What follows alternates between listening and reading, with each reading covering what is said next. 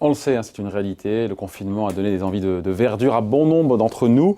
Et on n'a pas tous la chance d'avoir un balcon, une terrasse ou un jardin. Bonjour Émilie. Bonjour David. Bon, alors il y a un bon plan que vous nous avez dégoté.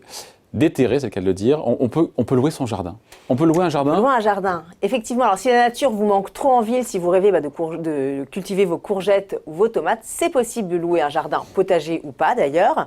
Alors vous pouvez passer par votre mairie ou par une association de quartier. Certains mettent à disposition des jardins potagers, mais en général la liste est longue, donc il va falloir prendre son mal en patience. Sinon, autre possibilité, vous pouvez faire appel à un particulier, qui d'ailleurs est forcément un propriétaire, ça ne peut pas être un locataire. Un locataire n'a pas le droit de sous-louer un jardin. Alors les sites internet ne manquent pas, je vous en cite quelques-uns, jardinprivé.com, kiwis.fr, louerdehors.com ou encore wipeps.fr. Comment ça se passe concrètement? Il faut signer carrément un contrat avec le particulier qui me loue son jardin? C'est recommandé. Alors il s'agit d'un contrat de louage, comme mentionné dans l'article 1709 du Code civil. Alors c'est assez précis, il y a pas mal de mentions à noter, notamment la description du jardin, sa taille, ses plantes. Vous avez également les équipements, les noms et adresses bien sûr du propriétaire et du locataire. Et puis on n'oublie pas non plus la durée de la location, si c'est au mois ou à l'année. Et puis également les horaires d'accès de ce jardin.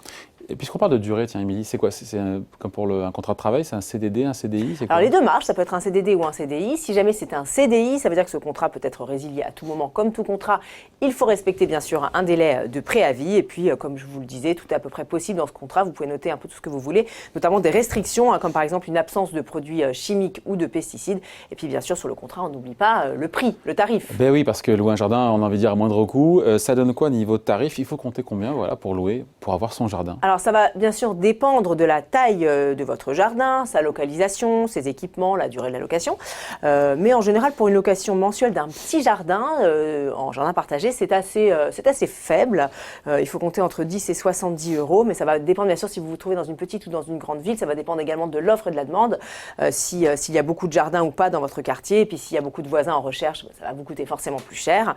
Donc en tout cas, vous le voyez David, si vous avez une âme de Nicolas le jardinier, mais que vous n'avez pas envie de vous ruiner, il existe des bons plans. Et si vous n'avez pas envie de jardiner du tout, mais que vous avez juste envie de louer un jardin à la journée, par exemple, eh bien, c'est possible pour un anniversaire, un événement, un barbecue, une soirée. Alors là, les prix sont variables de quelques dizaines à quelques centaines d'euros. Ça va dépendre en fait des équipements du jardin. C'est sûr que si vous louez un jardin avec une piscine, ça vous coûtera un petit peu plus cher quand même. Voilà, ça se loue. On peut même louer un jardin, voilà quand on a envie d'un peu de verdure et de respirer un peu. Merci beaucoup, Émilie. Bon week-end. Bye.